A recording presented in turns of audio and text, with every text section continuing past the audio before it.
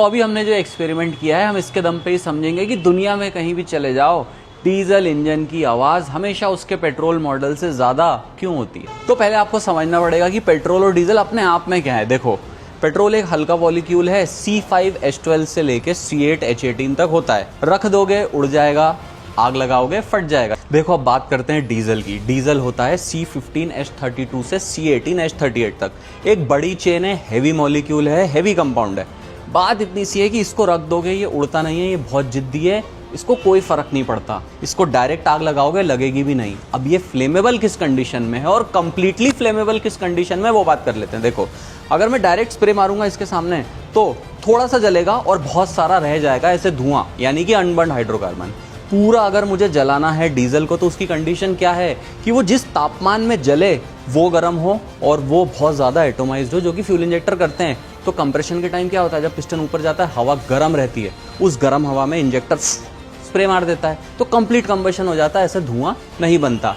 तो इसीलिए अगर आपने हाई प्रेशर डीजल को एक स्पार्क प्लग वाले इंजन में डाल भी दिया तो बहुत सारा अनबर्न्ड हाइड्रोकार्बन रह जाएगा।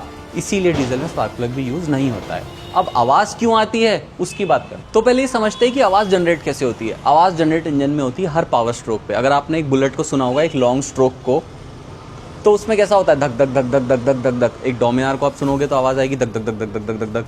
अगर आपने हायाबुसा को सुन लिया तो एक कांस्टेंट रंबल सुनने को मिलता है ऐसे। क्यों? क्योंकि बहुत पास पावर स्ट्रोक लगे होते थे, कांस्टेंट रंबल आता है। ठीक है, आवाज कैसे आ गई तो पता चल गया।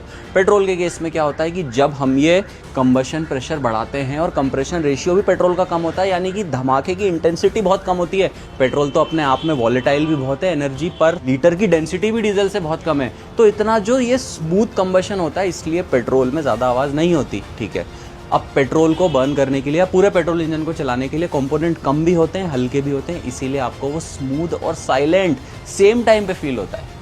अब डीजल में जो पावर स्ट्रोक होता है वो कंप्रेशन इग्निशन के थ्रू होता है, यानी कि कोई आग हम यूज़ नहीं करते, प्रेशर इतना बढ़ा देते हैं, टेम्परेचर बढ़ता है और धमाका होता है। भाई जिस इंजन का अस्तित्व ही कंप्रेशन पे यानी कि दबाव पे टिका हो, स्वाभाविक सी बात है उसमें धमाका बड़ा होगा। अगर धमाका बड़ा होगा तो कंबशन प्रेशर ज़्यादा होगा, क्योंकि डीजल की तो एनर्जी पर लीटर भी पेट्रोल से ज़्यादा है।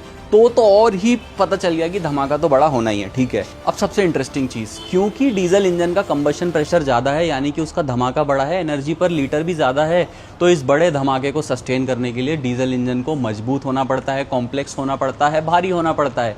इसका मतलब क्या है, वेट ज़्यादा, मेंटेनेंस ज़्यादा, कॉस्ट ज़्यादा, वाइब्रेशन ज़्यादा और इस बार फॉलो भी ज़्यादा।